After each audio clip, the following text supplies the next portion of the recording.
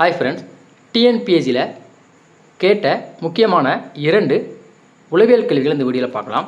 ரெண்டுமே பார்த்திங்க அப்படின்னா இங்கிலீஷ் அல்ஃபபெட்டிக் இருக்கு இல்லையா, அதை பேஸ் பண்ணி கேட்கப்பட்ட 2 வினாக்கள். முதல் வினா பாருங்கள். BDF CFI DHL என்ற தொடரில் அடுத்த உறுப்பு யாது? இந்த மாதிரி 3 பகுதிகள் கொடுத்து ஆன்சர் கேட்டாங்கன்னா இதில் உள்ள முதல் எழுத்துக்கள், 2வது எழுத்துக்கள், 3வது எழுத்துக்கள் அதை ஒப்பிட்டு நம்ம ஆன்சர் கண்டுபிடிக்கணும். ஸோ 3 பகுதியில் கொடுத்துருக்காங்க. பார்க்கலாமா ஆன்சர்? முதல்ல பாருங்கள் BDF, அடுத்து பார்த்தீங்கன்னா CFI DHL கொடுத்துருக்காங்க. ஸோ முதல் எழுத்துக்களை பாருங்கள், ஒவ்வொரு பகுதியிலும் உள்ள முதல் எழுத்துக்களை பாருங்கள். BCD ABCDயை ஆர்டராக கொடுத்துருக்காங்க. அப்போ தான் ஸோ ஏவை மட்டும் மிஸ் பண்ணிவிட்டு BCD ஆர்டராக கொடுத்துருக்காங்க. ஸோ இப்போ அடுத்த உறுப்பு என்ன கண்டிப்பாக வரலாம் நமக்கு. ABCDயில் டிக்கு அடுத்து வரக்கூடியது இ அப்படிங்கிறது நமக்கு தெரியும், கீழே கொடுத்துருக்கேன், செக் பண்ணிக்கோங்க. ஸோ இப்போ இ அப்படிங்கிறது தான் அடுத்த உறுப்பில் முதல் எழுத்துக்களாக வரணும். ஸோ ஈயை நம்ம போட்டுக்கலாம்.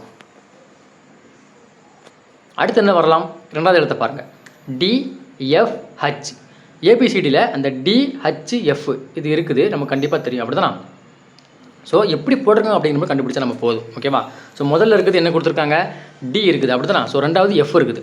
ஸோ DF ஊடையில் பார்த்தீங்கன்னா இ அப்படிங்கிற அந்த எழுத்து இருக்கும், அப்படி தானே? அப்போ ஒரு எழுத்து விட்டுட்டு அடுத்த எழுத்தை மென்ஷன் பண்ணியிருப்பாங்க. ஸோ டிஇயை விட்டுட்டு எஃப்ஐ மென்ஷன் பண்ணியிருக்காங்க. அடுத்து எஃப் ஒரு எழுத்து ஜியை விட்டுட்டு ஹச் அப்படிங்கிறத மென்ஷன் பண்ணியிருப்பாங்க. அப்போ இதே மாதிரி ஹச்சிலேருந்து நீங்கள் ஒரு எழுத்து விட்டிங்கன்னா ஐ, அதாவது ஐயை விட்டுட்டு என்ன மென்ஷன் பண்ணணும்? ஜே அப்படிங்கிறத மென்ஷன் பண்ணணும். ஸோ ஜே அப்படிங்கிறத நீங்கள் மென்ஷன் பண்ணிக்கோங்க. ஜே கண்டுபிடிச்சாச்சு, 2 எழுத்து நம்ம கண்டுபிடிச்சாச்சு. 3வது எழுத்து கண்டுபிடிச்சா ஆன்சர் வந்துடும். 3வது எழுத்தை பாருங்கள். FIL இந்த மாதிரி போட்டிருக்காங்க. ஸோ எஃப் இருக்குது, எஃப்க்கு அடுத்து நமக்கு ஐ வரணும். ஆனால் ஐ கூடையில் எது எழுத்துருக்கான்னு பாருங்கள். எஃப் இருக்குது, அதுக்கு கூடையில் பார்த்தீங்க அப்படின்னா ஜி மற்றும் ஹச் அப்படிங்கிற 2 எழுத்து இருக்குது. ஸோ அப்போது 2 எழுத்து விட்டுட்டு 3வது எழுத்தான ஐயை பார்த்தீங்கன்னா மென்ஷன் பண்ணியிருப்பாங்க. ஓகேவா? எஃப் 2 எழுத்து விட்டுட்டு ஐ போட்டிருக்காங்க. ஸோ அடுத்து ஐலேருந்து நீங்கள் 2 எழுத்து விடுங்க, ஜே மற்றும் கேவை விட்டிங்கன்னா உங்களுக்கு எல் அப்படிங்கிறது கிடைக்கும், அப்படி தானே? ஸோ எல்லை மென்ஷன் பண்ணியிருக்காங்களா? இதே மெத்தடில் எல்லுக்கு அடுத்து 2 எழுத்துக்களை விடுங்க, எம் மற்றும் என்ன விட்டிங்கன்னா உங்களுக்கு என்ன வரும்? ஓ அப்படிங்கிறது வரும். ஓகேவா? இதுதான் பார்த்தீங்கன்னா கரெக்டான ஆன்சர். ஸோ ஓ அப்படிங்கிறது சேர்த்திங்கன்னா உங்களுக்கு EJO அப்படிங்கிறது கிடைக்கும். இது ஆப்ஷனில் இருக்கான்னு செக் பண்ணுங்கள். ஆப்ஷன் சியில் இருக்குது பாருங்கள், EJO. இதான் பார்த்தீங்கன்னா கரெக்டான ஆன்சர். இது டிஎன்பிஎஸ்சியில் ப்ரீவியஸ் இயரில் கேட்ட கொஸ்டின். ஆப்ஷன் சி EJO சரியான ஆன்சர். நெக்ஸ்ட் சம் போயிடலாமா? இது பாருங்கள், இதுவுமே ரொம்ப சிம்பிளாக தான் இருக்கும், பார்க்க தான் பெருசாக தெரியும், ஆனால் ஆன்சர் பார்த்தீங்கன்னா ரொம்ப சிம்பிள். ஓகேவா? முதல்ல பாருங்கள். C+Y, D+X+1, E+W+2, F+B+3 இந்த மாதிரி கொடுத்துருக்காங்க. ஓகேவா? ஸோ இது நெக்ஸ்ட் உறுப்பு என்னன்னு கேட்டிருக்காங்க. இது பார்த்தீங்கன்னா ABCD நீங்கள் வந்து நான் கொடுத்துருக்கலையே அந்த ஒரு ஆர்டர் கொடுத்துருக்கேன் பாருங்கள். இந்த ஆர்டரில் நீங்கள் ABCD எழுதினீங்க, உங்களுக்கு ஆன்சர் ஈஸியாக ஃபைண்ட் பண்ணிடலாம். ஓகேவா? அதாவது ஏலேருந்தும் எம் வரைக்கும் எழுதிடணும். 13 எழுத்துக்களை மேலேயும் 13 எழுத்துக்களை கீழேயும் எழுதணும்.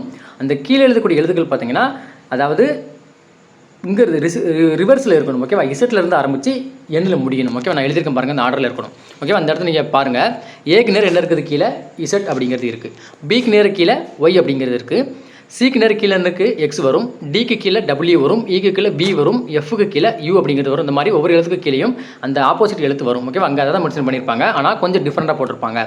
ஏக்கு கீழே இசட் வருது இல்லையா, இசட் மென்ஷன் பண்ண மாட்டாங்க. பிக்கு கீழே ஒய் வரும் இல்லையா, ஒய் மென்ஷன் பண்ண மாட்டாங்க. நம்ம சிலேருந்து தான் போட்டிருக்காங்க, சிலேருந்து பாருங்கள்.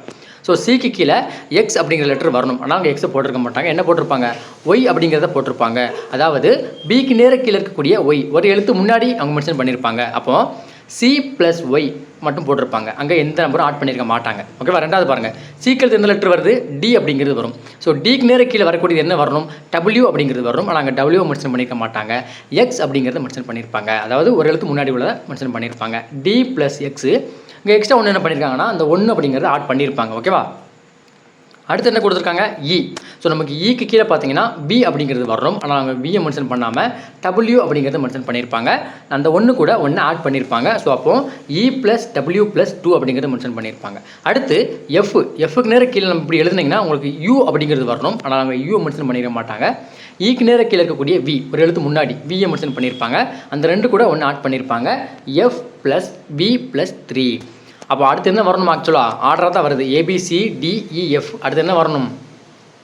ஜி அப்படிங்கிறது வரணும். நமக்கு ஜிக்கு நேர கீழே என்ன வரணும்? டி அப்படிங்கிறது வரும், ஆனால் டீயை மென்ஷன் பண்ணக்கூடாது. ஒரு எழுத்து முன்னாடி என்ன இருக்குது? யூ அப்படிங்கிறது இருக்கு இல்லையா, ஸோ அதை நம்ம மென்ஷன் பண்ண வேண்டி இருக்கும். ஓகேவா? ஸோ அப்போது G+ யூ ப்ளஸ் என்ன வரணும், ஆல்ரெடி 3 இருக்குது, 3 கூட 1 ஆட் பண்ணிங்கன்னா என்ன வரும், 4 அப்படிங்கிறது வரும். ஸோ அப்போது ஜி ப்ளஸ் யூ ப்ளஸ் 4 அப்படிங்கிறது நமக்கு ஆன்சராக வரணும். இது ஆன்சர் ஆப்ஷனில் இருக்கான்னு மாதிரி செக் பண்ணுங்கள். ஓகேவா? ஜி ப்ளஸ் யூ ப்ளஸ் 4 எங்கே இருக்குது, ஆப்ஷன் டியில் இருக்குது பாருங்கள். ஸோ இதுதான் கரெக்டான ஆன்சர். இந்த மாதிரியும் ட்விஸ்ட்டாக கொடுப்பாங்க, ஆனால் ரொம்ப ஈஸி தான். ஓகேவா? ஸோ அதுக்கு நேராக இல்லை நம்பரை எடுக்காமல் கொஞ்சம் முன்னாடி நம்பரை எடுத்துருப்பாங்க, அந்த மெத்தடில் அந்த மாதிரி போட்டிருப்பாங்க.